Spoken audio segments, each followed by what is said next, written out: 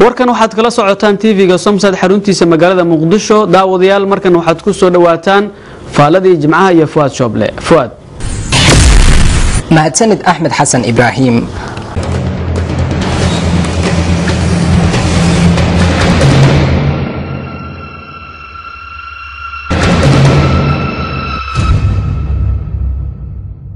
daawadayaal ku soo dhawaada xubinta jimcaha ee faalada toddobaadka qaxan qaxba ka horeeyay isbedel doon iyo beesha caalamka waxaynu ku eegi doonaa faalada toddobaadkan suxufiyiinta iyo tacadiyada kala gadisan ay la kulmaan 2000 ilaa iyo sanadkan aynu ku guda jirno waxa sii kordhaysa warbaahinada ku hadla afka Soomaaliga waxana sidoo kale hareer socoto dugsiyo shakhsiyadeed lagu soo saaro arday aad u badan kuwaasi oo jecel ama hami u haya saxaafadda laakiin taasi waxay sababtay in saxafiyiinta Soomaalida ahi ay aad u tira bataan haddaba 30 sano ee la soo dhaafay waxa lagu tilmaamaa saxafiyiinta Soomaalidu in ay yihiin kuwa 3 jiil noqday jiilka koobaad waxay ahaayeen suxufiyiintii xilligii dawladii kacaanka waxayna ahaayeen suxufiyiin aad u tira yar marka loo eego kuwa maanta balse tayo badan tababaro kala duwan ku soo qaadan jiray dalal kala duwan waxayna ahaayeen kuwa aan ka walwali jirin nolol maalmeedkooda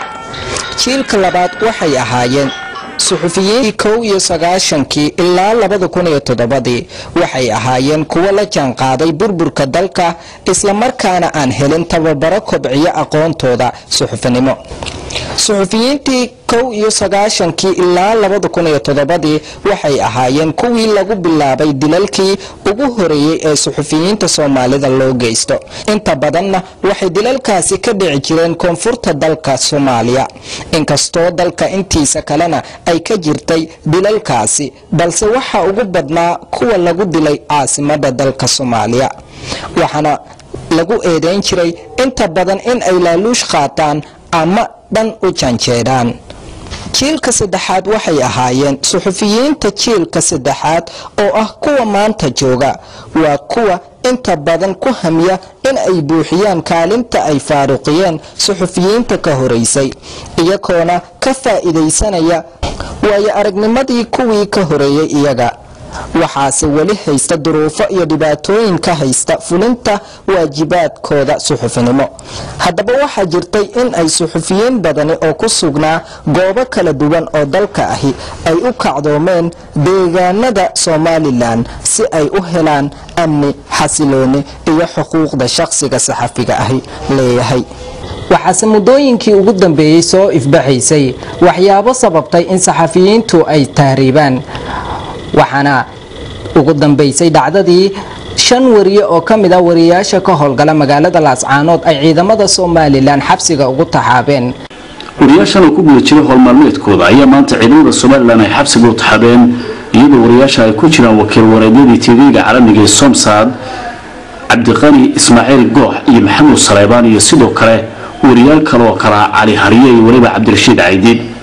xilliga wariyaasha xabsiga ay u taxaabayeen ciidamada Somaliland ayaa la sheegay inay ka qayb galayeen shir ay isugu yimaadeen odayaashii waxgaradka ay isku hay'tayeen Garaad Jaamac Garaad Ismaaciil oo dhawaan dhanka Somaliland gaaray iyadoo wararku inta ay ku darayaan in odayaashii waxgaradka kulanka isugu yimid ay ka arinsanayeen mowqifkooda ku aadan talaabada garaadku ku dhaqaaqay iyo sidoo kale in garaadku uusan matelin xilligan iyo xilli hore intaba isla markaana ujeedada kulankooda ay ugu muhiimsanayd arrintaasi waxaa ay hadda loogeen waxa keeneen ciidamadu ay xabsiga u taxaabaan wariyaasha gudanaya waajibaadkooda shaqo mana jirto cid si rasmi ah uga hadashay xariga wariyaasha gaar ahaan Somaliland oo ay wariyaashu u xiran yihiin taasi waxa barbar socotay muddooyinkii dambe hay'adaha u dooda xuquuqda saxaafaddu ay ka hadlayeen in Somaliland ay hareer martay xorriyadda saxaafadda iyo qaabka loo dabaqayo iyadoo sidoo kalena horay Somaliland ay irdaha isugu dhifatay xarumo warbaahineed oo xarumo ku lahaa magaalada Hargeysa iyo deegaano ka tirsan Somaliland sidoo kalena irdaha la isugu dhiftay wargeysiyo ka soo baxa isla Somaliland dhacdadaasi ayaa ahayd markii caaqil Axmed Holif iyo waxgarad kale ay ku dhawaaqeen in garaadnimadii lagala noqday Jaamac Garaad Ismaaciil waxaan doonayaa bishan lixdii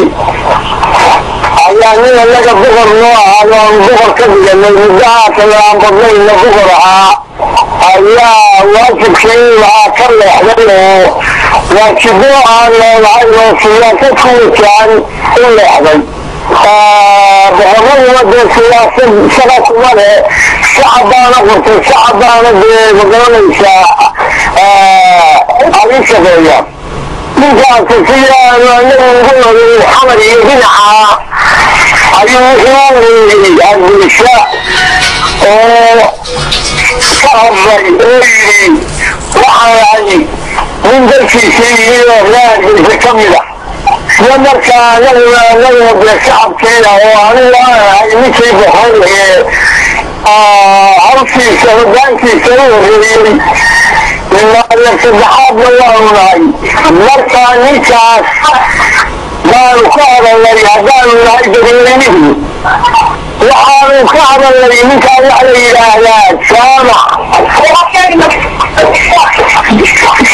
ismaaciil baa la yidhaahdaa dee anigu awoodii aanu nahay garaadyo waanu ka qaadnay. xubinta jimcaha ee faalada toddobaadka intaa ayaynu ku soo afmeeraynaa markana aan dib idinkuga celiyo axmed xasan ibraahim oo warka halkiisa ka anbaqaada.